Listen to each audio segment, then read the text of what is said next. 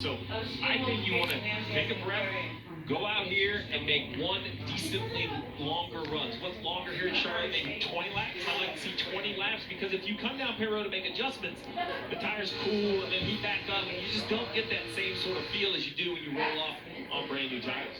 How about this guy, seven-time champion Jimmie Johnson, making his second start in the Cup Series in 2025. A driver that's won the Cup 600 on 4 different occasions. Yeah, he's definitely he's stepping off the deep end here. Coming to this racetrack, not racing this car every single week, not being on a racetrack with all of these other competitors every week. It's a disadvantage even to a driver like Jimmie, who's had so much success.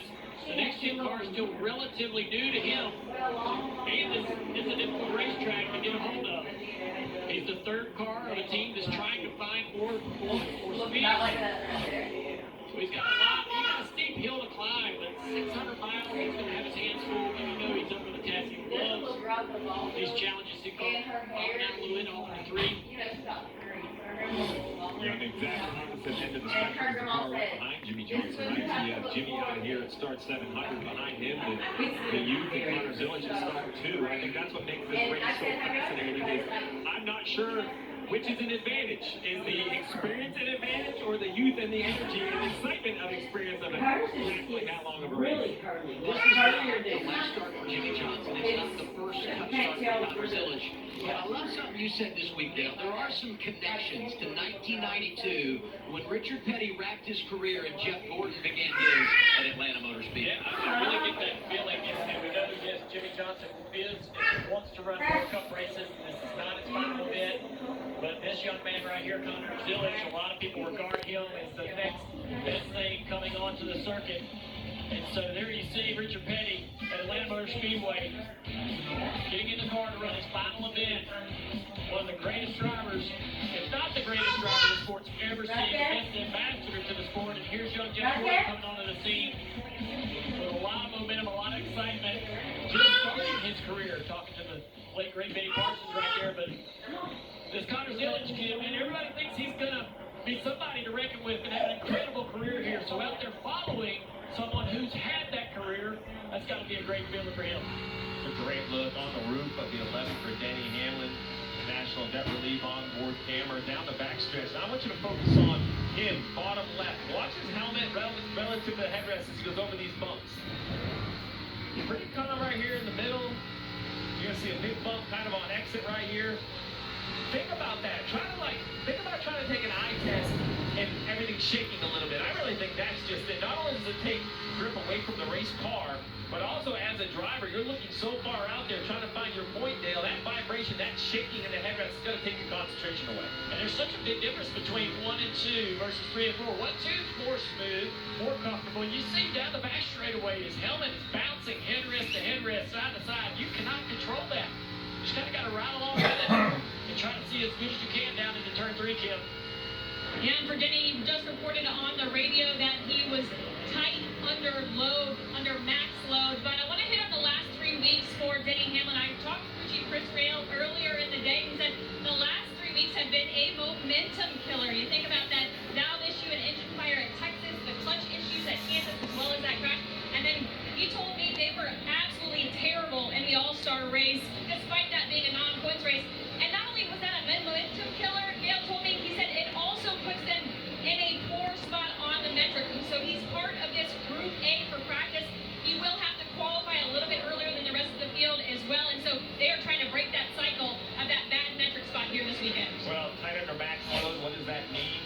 As the 11 goes down the backstretch, he's going to turn off into the corner, and it's almost like jumping off the hill. Look at the 54 right here. As he turns down in, there, you can just feel it, you can see it, you get squished into the bank, just like a roller coaster. Same idea, you get squished down in the seat. When that squish happens to the front tires, the rear tires, everything in that car, some cars respond when they're pushed into the asphalt. What we're hearing out of Kim about Denny Hamlin's car is his car gets a little tight, the front tires don't work as well. Looking on board now with his teammate Ty Gibbs, I like what I'm seeing his right hand still works. It's just not locked to the left. Dale, this car looks like it's driving pretty good, currently second on the charts. Yeah, Ty Gibbs, he's 26th in points coming into this race, minus 34. Not where this team wants to be. You see him get a little bit tight, closing in on teammate Denny Hamlin right there, but we talked to some of the officials at JGR, and they're telling us that they've begun a bit of a rebuild to rebuild the foundation around this young man. Things got tough at the end of last year, and they thought that they needed to not necessarily hit the reset button, but give him more support. This is 100 start this weekend. Look at the graphic there at all the drivers when they got their first career win around that 100 start. There's a lot of pressure on him to start having those results. And Adam, he's feeling that, but I believe JGR is trying to insulate him as best they can so that he can start to get that performance going. And maybe this is the place to get it done. Started on the pole here a year ago, led a bunch of laps, collected stage points, even though the race was shortened. Only had a couple of stages to collect points in last year due to the rains that came. And so when you look across the board, opportunity weekend for him to get back in the game and creep back up toward that playoff cut line. He's second on the board to Carson Hocevar, another young driver who's been so impressive this year, in particular in qualifying. Hocevar won the pole mile and a half a month ago at Texas Motor Speedway. We know the 77 and Team Spire are quite capable. Capable and fast. The struggle I have for the 77 is just some decision making. I think that's what Carson has to clean up. I think most young drivers have to. This isn't an isolated case for Carson. What about it, Trevor?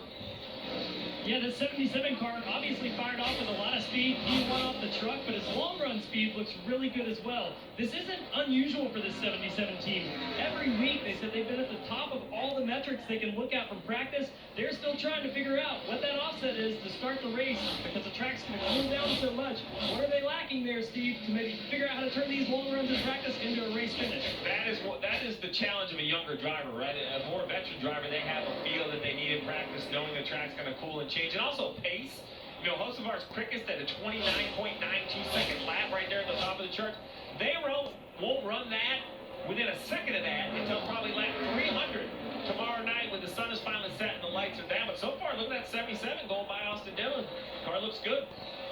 Hocevar leading the way. 8 minutes into practice at Charlotte Motor Speedway. It's NASCAR on Prime. 2025 Owen Hart Foundation tournaments, plus the chaotic anarchy in the arena match, and so much more. AEW presents Double or Nothing. It's live tomorrow, 8 Eastern, only on Prime Video.